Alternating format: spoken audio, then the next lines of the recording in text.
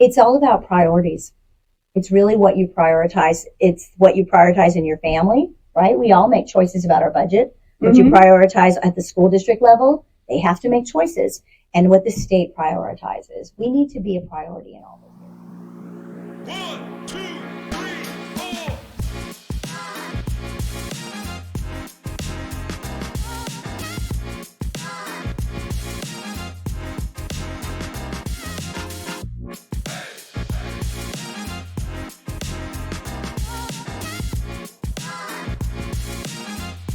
Hi, and welcome back to the Clay County Speaks podcast. I'm your host, Diana, and this is going to be episode 5. We're doing a follow-up with the Clay County Teachers Association after their impasse hearing. That unfortunately did not go as we all had hoped it would. The board ruled that it was fair to only use their original compensation proposal for teachers with 10 years plus experience, and it was only going to be like $400 to $800 annually as a raise, and anybody with less experience than that was going to basically get nothing. And we're here once again with Vicki Kidwell, and we're going to have 3 other teachers from Clay County Public Schools in the area to discuss what happened and what can be done moving forward. So let's talk about it. So for those who don't know, Vicki Kidwell is the president of the Clay County Teachers Association. We had her on as a special guest on episode 3, speaking on the impasse hearing that was going to be happening. So thank you for joining us again. I wish this could be under better circumstances, but please tell us exactly what happened. Thank you for having us, Diana.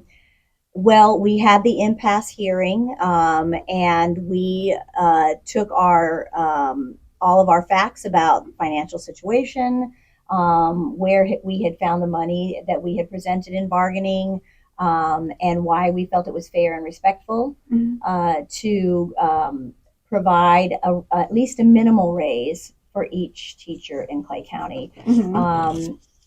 Unfortunately, the district, when they had their lawyer come up and speak, he used the same bargaining information that they had been using whenever they present the budget to the board, and they had presented budget information to us. They did not address what the money that we had found. That wasn't an option. They just presented their facts, and then the board read pre-written statements and voted against us. So that's what happened. And everybody, of course, is, wished that hadn't happened. It is supposed to be a fair and impartial ruling. They are supposed to take off their school board hats and put on a legislative body hat that says that they are impartial. They're going to look at all the facts, but unfortunately, we don't feel that happened. Yeah, it kind of sounds like they had this decision made up in their mind, they weren't that, there was no ifs, ands, or buts. This doesn't matter what anybody else was going to say. They already had decided that this was going to be it. Is that how it sure felt like it, Diana? Because there was no deliberation, there was no discussion, there were no questions. It was just they all pulled out their pre-written statements, read them, and then voted. So it really felt like they didn't really consider what we had to say. Wow. And you guys got a chance, because I wasn't there, so you guys had a chance to go up and speak? Yeah, we had a presentation big PowerPoint presentation. Teachers, we know how to make some PowerPoint presentations. Of course. and present some data. We presented some data, but it was to no avail. A lot of it was things that we had presented to them in bargaining about, here's $8 million extra dollars in materials and supplies. You could just use $2.5 million of that, and it would provide the raises that we've asked for. Here's 0.68 of your fund balance. You could use that. We showed them all again where the money was, and unfortunately, it didn't make any difference at all. Wow. Why do you think that they were just nah, that's sorry, not sorry? I don't know. I think the words that they say are that they really want to pay teachers more, but it seems like they just had their minds made up ahead of time without even considering the evidence that we brought. and that was frustrating. I really don't know. I really don't know why they can't find a way to compromise, but no compromise. That's really unfortunate. I really wish this went. I wish they were just able to like listen to you guys, honestly. Because like, what's the point of having an impasse hearing if you're not going to listen to your constituents? You feel me on Yeah, that? absolutely, Diana. That And doesn't make sense to me. unfortunately, that's the way the law is written here in Florida. Educational unions don't have a lot of power. Um, the school board, I mean, I think it would be hard for anyone to be impartial once if you say, I mean, it was their presentation, it was their proposal, right? So Mhm. they have to be able to step back from their proposal and say, okay, I'm going to look at the other side to be unbiased. It's really difficult to be unbiased, and I think that the way the law is written, it's the deck is really stacked against us, as I have said before. Um, I wish that it had turned out better. I wish that they had even given the appearance of trying to ask questions about the $8 million or ask questions about the fund balance or in any way showing that they deliberated, but they did not. What would you say like a compromise could be, even if it wasn't like 100% with you? What do you think a good compromise would be? Well, during bargaining, we presented two different choices to them. We asked originally for more, and then when we saw that they had dug in, and that they presented the same proposal to us, which was nothing really, we backed off of that. I think they could have made an offer, but they didn't. There was no compromise at all. It was just the TSIA money that the state had provided. I think maybe they didn't realize that the teachers were going to be so unhappy. I mean, we heard a lot of, we're doing this because veteran teachers have spoken and told us that they need to be taken care of. And so they made it sound like they were trying to take care of veteran teachers. Every veteran teacher that I talked to said it was a slap in the face, $800 max I would say a so. year. They were not happy about it. And then we had our contract vote after the impasse. We just did it 2 days ago. They did the contract vote. And 92% of teachers voted it down. They said, this is not fair and we don't want it. Of course, it doesn't make any difference because, according to state law, the school board still makes the decision. But the teachers spoke and said, we're not happy and we hope we're not happy. 92% is a really big number. Like that's kind of wild that they are just going to completely ignore not just like the majority, like that's like a super majority. They're basically wow. Unfortunately, morale is really low right now. I can imagine. I had a call from somebody at the district, and she said, I've been getting a lot of salty comments. And I said, everybody's salty right now. It's not you. It's just teachers are so unhappy. They feel unheard. They feel disrespected. And I hope that we can find a way forward together and look for a plan for the future, because Clay has to make a change. They have to make a plan for the future. Right. Do you think there's going to be some people leaving? Yeah, I mean, I'm getting those emails. Yeah, people are saying, I can't hold out any longer. I mean, for the good of my family. If we see some progress in Clay, I might come back, but I can't do it now. I mean, when they can make thousands by driving across the bridge, it's an economic issue, right? Yeah. They have to take care of their families. Of course, absolutely. All right. Well, thank you so much for joining us. We're Sure. probably going to bring you back on towards the end. So hang out with us for a little bit. Right. Well, thank you so much. All right. Thank you.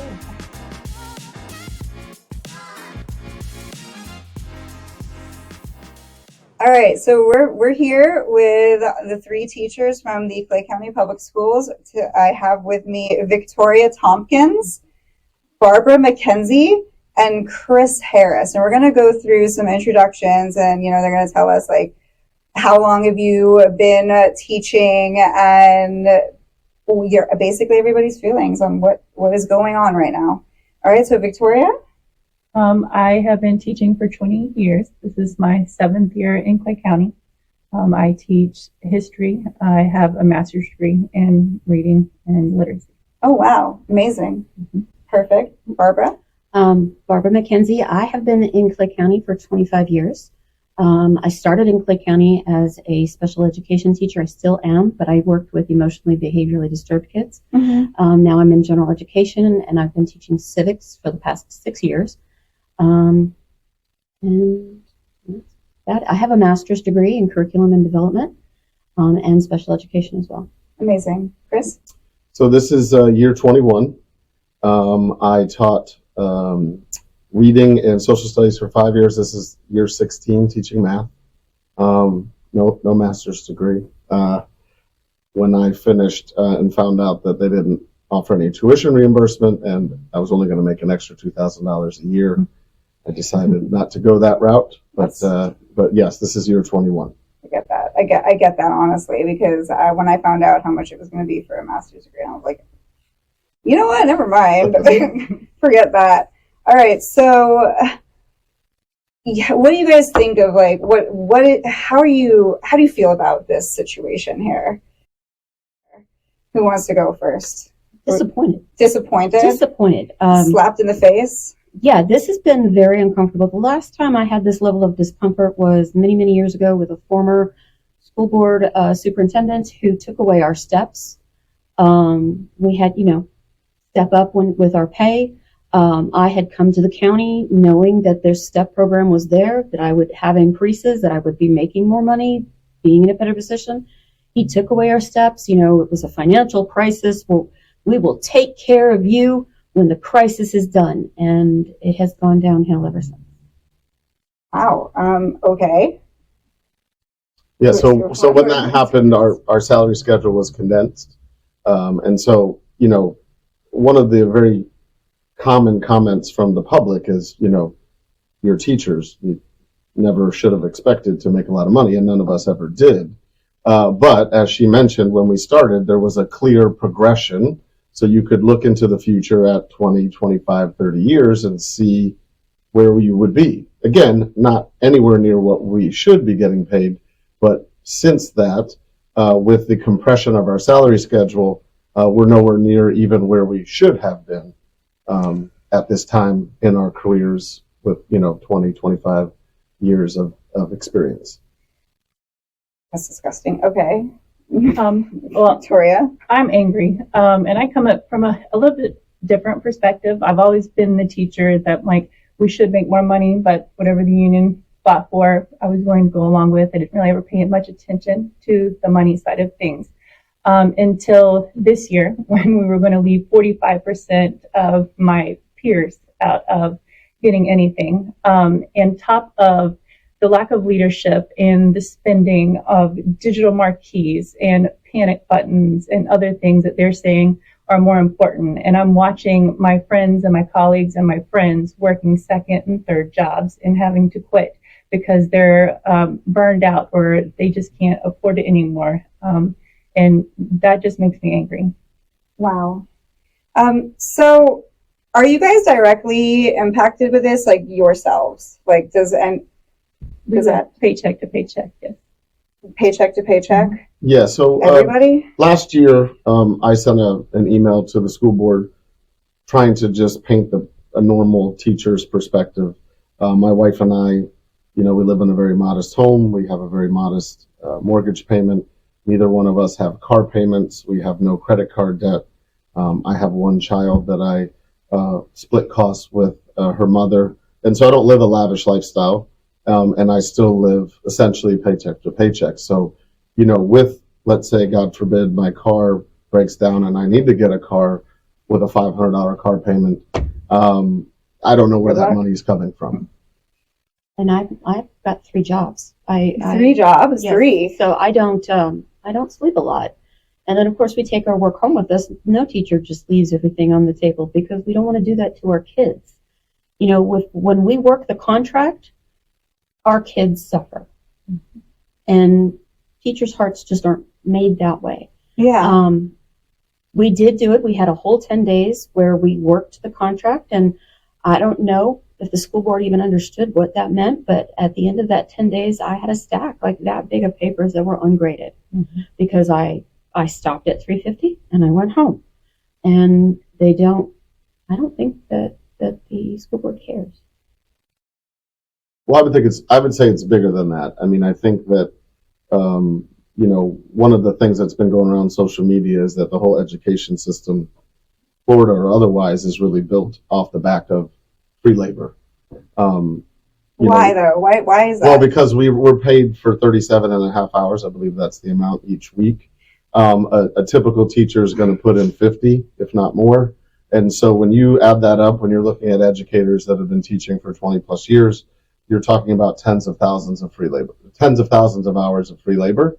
Without that, the education system does not function the way that it does now. Without that, you don't get the type of teaching and education in Clay County that we have. If we were all to work the contract, it would be a drastically different education system here locally, within the state and within the nation. But I think the powers that be, whether you're talking about local, state, or federal level, know that, as she mentioned, teachers predominantly who got into the profession for the right reasons, they're not going to do that. And because we won't do that, because the children suffer, then we really can't hold their feet to the fire as far as that goes. This is like off topic maybe, but like when you break it down, what is it hourly that you guys get basically? Do we know? I don't want to think about it. It's around $27, I think. 27. Well, she means when Like- you take into account the free money, or yeah, the when you free break it hours. down to I that, assume. Yeah, no, like when you break it, no, like with your whole salary, like what do you think, like roughly? Maybe there's like differences, but like how much do you get like an hour essentially? So because like for me, I don't really know too much about teachers' salaries. I know that they're low and they shouldn't be, but that's really all I know. So. And when you break it down like hourly, like I feel like that's like an easier way to digest like on how somebody can be living, essentially, because you're saying like you gotta live paycheck to paycheck. You work three jobs, like so. What do you get at your full-time job hourly, roughly? I don't even know what I make hourly. I've never broken it down. I mean, I would say we're all generally around the same level now. With them with having master's degrees, they get a little bit. It's not much, but they get a little bit more. It's probably in the, let's say, the $25 range. 25. And that's if you just work your, again, 37 and a half hours. So when you throw in an extra 10 to 15 hours But those a are week, free. well, right, Yeah. and then you divide it. Then now we're talking about a much smaller hourly rate. And I'm super proud. My daughter just started her job. She just started this year. She graduated college. We make about 25. She's making $22 an hour out the chute. My son didn't actually go to college, and he makes $8,000 more than I do at 25 years old, working to install fire hydrants and sprinkler systems. I shared for like any of this information for questions. I'm not gonna lie because this is actually disturbing to me. Most career fields where you have people with advanced time in, or you have people with advanced degrees, these people are making very, very good money. Yeah. And so that puts them into a position of leadership where they can guide and lead the newer people who are coming in, and we're comfortable doing it because we make good money. We have a great progression. We know that we're respected by our employers at the upper levels. My principal, he appreciates his staff, but that's great. His hands are tied on anything he can do. Right. So there is none of that. To con us into being teacher mentors and teacher leaders, we don't get a supplement to take the new teachers by the hand and help and work them. Mm-hmm. But if we were at a better pay, if I was in a Fortune 500 company, my master's degree and my 25 years of experience just in Clay County, not including the 3 that I had before I came to Clay County, would pay out. People would know what my value is because in our society, we base people's value on their paychecks. Okay. Well, that was not. I was actually not ready for that. I'm not gonna lie. This is like genuine reaction here. So. I do. We do get a small stipend that I split with our music teacher to do drama club, which we do. It's twice a week for an hour, but then obviously that's not the stuff behind the scenes where we're collecting the props and the costumes Right. and everything. And then we put in more hours, like the 2 weeks going into it to do that.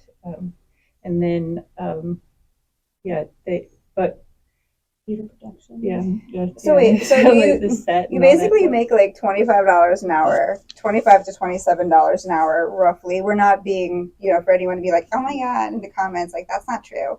This is like a guesstimate, okay? So this, you get like $25 an hour, and there are people that do less for more.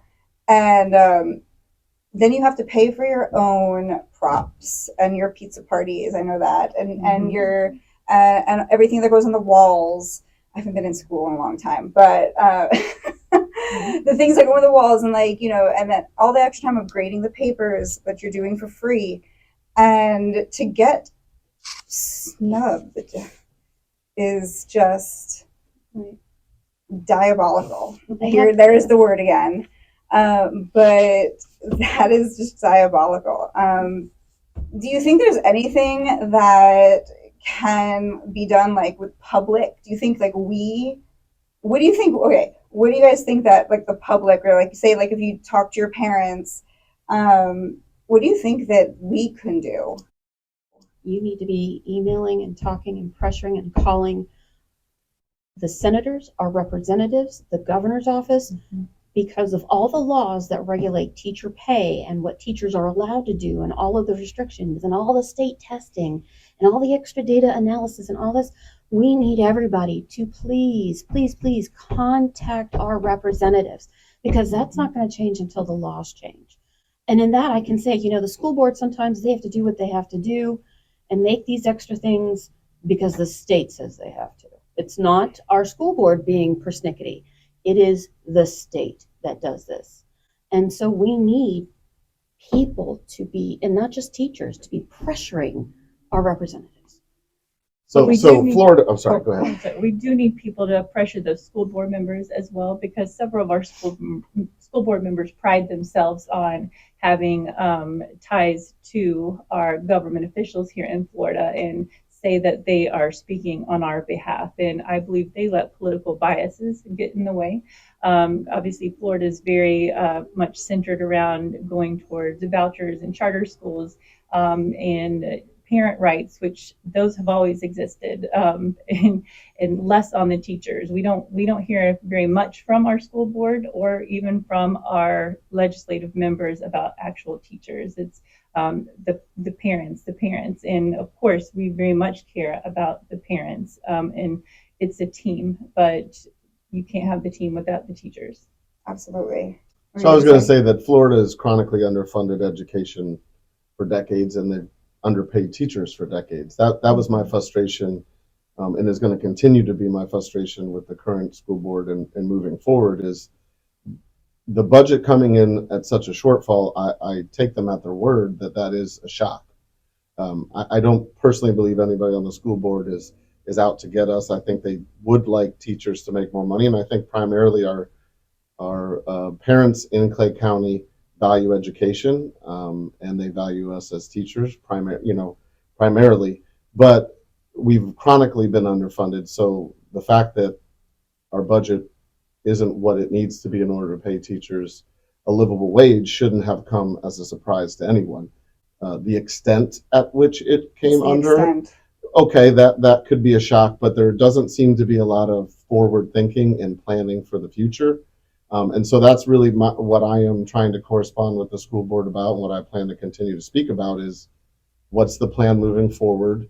I think it needs to be transparent. I think they need to let us and the parents know moving forward, because I don't see the constraints from the state being any different. As a matter of fact, I've heard the school board members mention that they expect next year to be even worse. So how could it get much worse, honestly? I don't know, but I believe that it could, and it more than likely will. And so moving forward, they have to have a plan in place for what needs to be done. As she mentioned, you definitely need to contact your state legislators. After all, those are the ones that are making those decisions. But this is nothing new. It's been like this for decades. And again, each and every year, as she mentioned, the voucher system, charter schools are taking more and more of public school dollars. I don't think any teacher would have anything against a parent wanting their child to go to a different form of school if public school is not what they feel is best for them. No one's ever said that. It's just the continuing of siphoning public school dollars into other areas. That's the issue, and it's becoming worse and worse every year. Wow. Okay. Do you guys have anything else to add towards this? Because we're going to have to wrap it up here shortly. Does anyone else have any other information they'd like to address or final thoughts? We want to be treated with dignity. And even if this horrible package that they offered us, if that was the best that they could do, at least treat us with dignity. I've been to a couple of the budget meetings. I've been to a couple of the contract meetings. There was a meeting where the school board people literally got up, walked out, and were so nasty. And that's not professional. That's not. And they expect us to be professional. And we just want to be treated with dignity. And we don't get it from the school board. So that's the least you can ask. Anybody else? I want an apology from the school board for accepting their raise. It's not a lot of money that they voted to accept. The state did appropriate the money for them and the school board, but they're the ones who volunteered to take it. And they've yet to address that. They refuse to address that. And I think it would go a long way towards building back towards teacher trust for them to apologize, to admit that they made a mistake. Because many of them talk about being leaders, leadership being very important to them. And to me, a leader walks beside the people in times of hardship. So that would mean that you don't take the money, even if it's not a lot. And if you make a mistake, you admit it and you apologize. Yeah. Okay. Because it kind of sounded like when we were talking with Vic, when I was talking with Vicki, that they just like they weren't even gonna listen to you guys regardless. Yeah, the optics weren't blank. great. I mean, the optics of taking the raise, and I don't know this for a fact, even if they made that decision before the final budget came in, I believe, I don't know, I could be wrong, that they could have then rescinded that. The optics of taking the raise, as she said, it wasn't a lot. It's not a great look when teachers are getting what they're getting or not getting anything at all. Right. And then the optics of having your prepared statements. As Vicki mentioned, it's very difficult not to be biased, of course, but to come in and to listen to the presentations and then to read prepared statements obviously shows that what was said was or not. So that's frustrating. I would just say that finally, just for parents to try to have their voices heard. Obviously, they're the constituents. Those are along with us, but there's many more parents than teachers. Those are the people that are voting for our senators and for our governors, and we need them to let them know how much they value education. I think people live in Clay County for a reason. Home prices, one of the biggest predictors of your home price going up is a good school district, and a lot of people move to Clay County for that reason, and have sort of reaped the benefits of that. And I believe, and I'm sure the ladies do too, that an overwhelming majority of Clay County parents value education and they value the teachers, but we need them to find time within their busy schedules to help us speak on our behalf, to have our voices be heard. I know I said I was going to wrap this up, but I have another question actually. Sorry, I'm wordy. No, it's okay. I'm just going to bounce off of that. What do you think? How do you think like you can get like the word out to the parents? Do the parents know that this is happening? Are they actually aware? Well, or is if we are posting social media wise, but that is, we certainly need to be careful with that for obvious reasons, and we are held to a different standard, as I think we should be. My issue is, as a school board, are you presenting the information to your parents in a way that gets the information out that's transparent enough so that they fully understand it? Because I feel like a lot of parents, probably everybody in the world knows teachers are underpaid. That's a given. but I don't think enough parents truly know the plight that a lot of us deal with, because, they live busy lives, and Right. we're certainly not going to tell them. It's not our place to tell them. So I think that's, We're telling them now. well, I think that's the This is what school this is board's for. the school board's responsibility to be our mouthpiece, both in Tallahassee, but also to tell local, parents where we're at. And one of them mentioned that they had to be accountable to the taxpayers and that they had voted for the safety and security. But I don't believe a lot of our parents really know what that means, what that safety and security money went to. Right. And it's not really, in my opinion, to really protect the kids like I think that they want parents to believe. Wow. All right. Well, thank you guys so much for doing this with us. We're going to try to get that word out to the parents, as long as we are going to like, share, comment, post, subscribe to the YouTube channel, guys. Thank you so much. Thank you very Thank much. you. Thank you. We appreciate it. Of course. All right, we have Vicki back. We're going to do some closing statements with her. So what are your final thoughts on everything? Well, first, I just really want to say thank you for letting us talk about this. It's a complicated issue. Oh, yes. And our as you heard from the teachers, they just want fairness and respect. And the funding issue is one that has always been a funding issue for educators. The state has chronically underfunded education, but many other districts have seen that writing on the wall, and they've made plans. Mm-hmm. Clay, I think what would make teachers happy right now and would make us have hope. Teachers Mhm. don't have hope right now. They're Right. they're very So the demoralized. morale is really low. Absolutely. Is they need to know that the district has a plan for the future, not 10 years from now, next year. What's the Mhm. plan? Like, this year is a wash, and it's been awful. If they could work collaboratively with the teachers, with the union, and come up with a plan to show that we're going to prioritize competitive salaries, we're going to make different decisions about what we're spending money on, Right. just like other districts do. And then we have the millage is ready for renewal. So our millage right now that the voters approved is about to sunset in 2027, and it will be on the ballot in 2026, I hope, with different language. Right now, the language on the millage says for safety, security, and operational expenses. Mm-hmm. We would like to work with the school district and the school board to get that language to mirror what St. John's and Duval has, where that money will be used specifically for competitive salaries, of course, and operational expenses, and of course, safety and security, but that the competitive salaries is the priority in there. 85% of the millage funds in St. John's go to competitive salaries.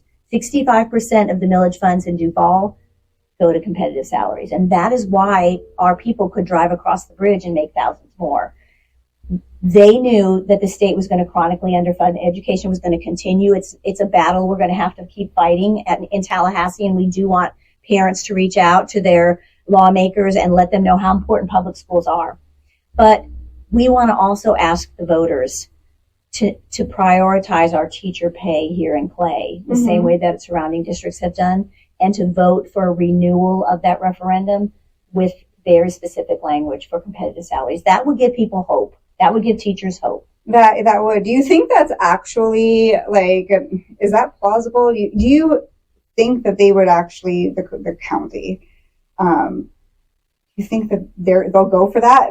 I hope For lack so. of I think genuinely the school board, they certainly say it, that they want teachers to get paid more, that they respect the work that teachers do, that they want to keep our educators here in Clay. They say those words.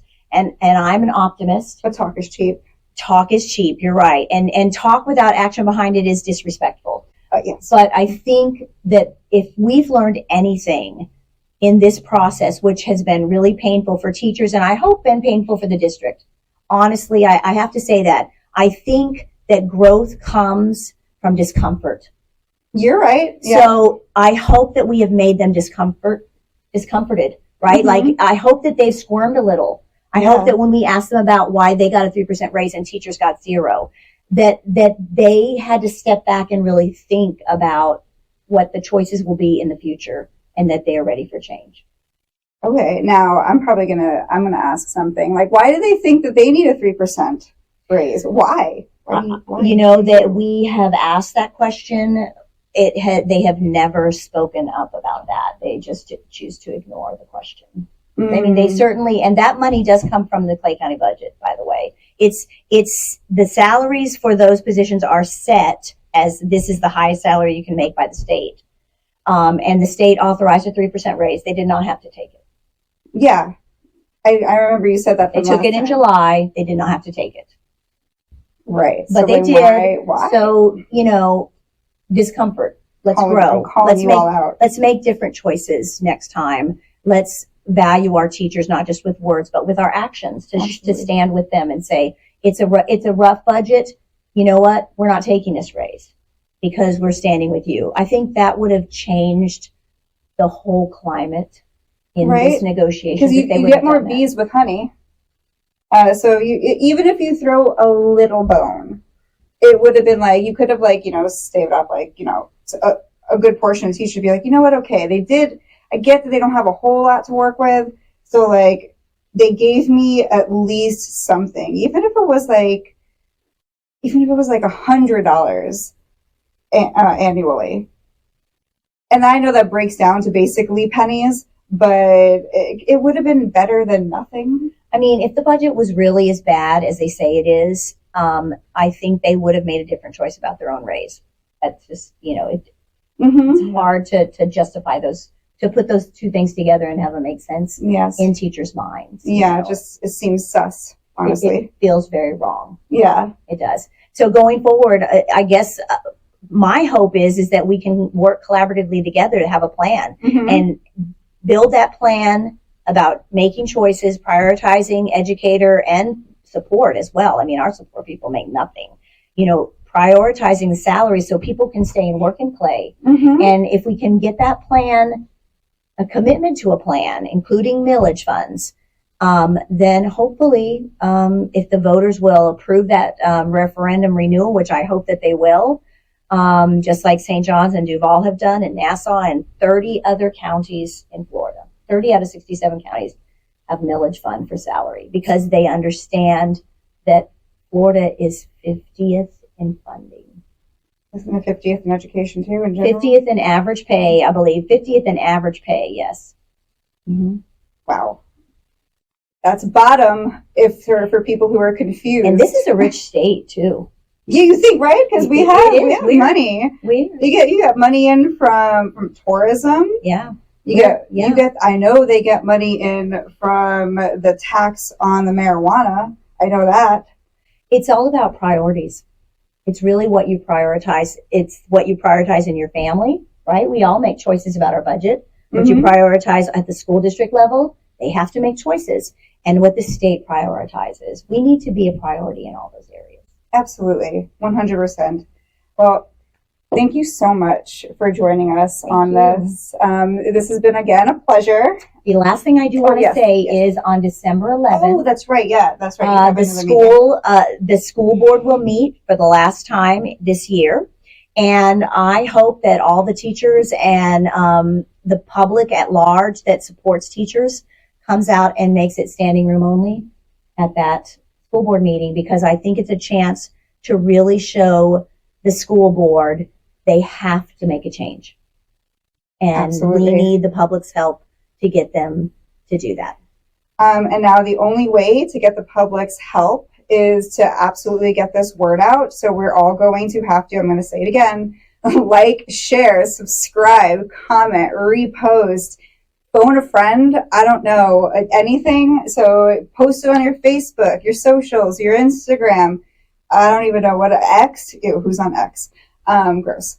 But yeah, again, we have to get that word out. So, all right. Absolutely. Well, thank you so much. Thank you for helping us get the word out. Of course. All right. You have a good day.